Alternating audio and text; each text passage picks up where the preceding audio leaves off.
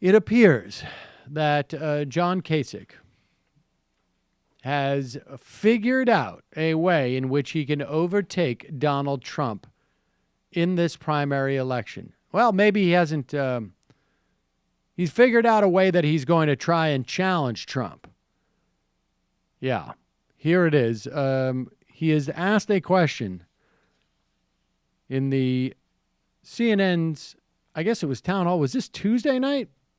The Tuesday night CNN town hall. And this is what Kasich had to say in response. Hello, Governor Kasich. If you become the nominee of the party, who are you going to pick for your vice president? Are you available? You look great tonight. No, you know what? That's so far ahead. That's like measuring the drapes. Yes. But interesting. Measuring the drapes. Yes. So gets a question from a woman, says, "You look great. Are you available to be my..." Because apparently that's... this is the guy who is the moderate, sort of more progressive in the way that he treats women. John Kasich apparently has a pretty big history of stuff. Like, you remember, like you said, like women coming out of the kitchen.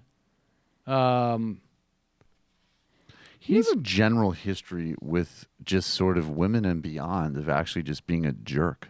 Like the story of Kasich being like calling a cop who pulled him over, I think, an idiot. Like the sort of general sense of him as a really belligerent, unpleasant person would have gotten a lot more play if he wasn't running against two of the most belligerent, unpleasant people in the history of humanity. I mean, he has this pattern. There was this one time, I guess, in October, when a female student at one of these town halls raised his hand to ask him a question, and his first response was, "I don't have any tickets for Taylor Swift or anything."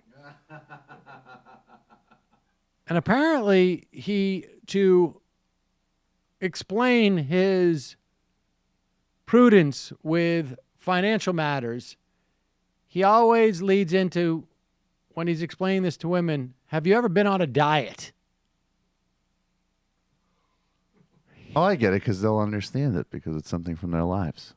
Oh, that's really shrewd of him. He talks about the spouses of elected officials being at home doing their laundry.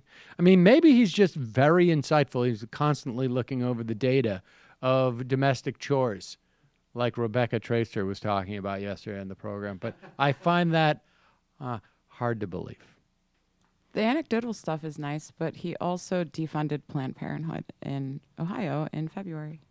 Yes, the guy is a little more direct. Absolutely, he has major assaults on women's rights in a myriad of ways, but you can see where it comes from. Is just sort of this guy still thinks it's 47. Well, in his defense, he has respect for tradition because that's exactly how they picked their vice president in 2008.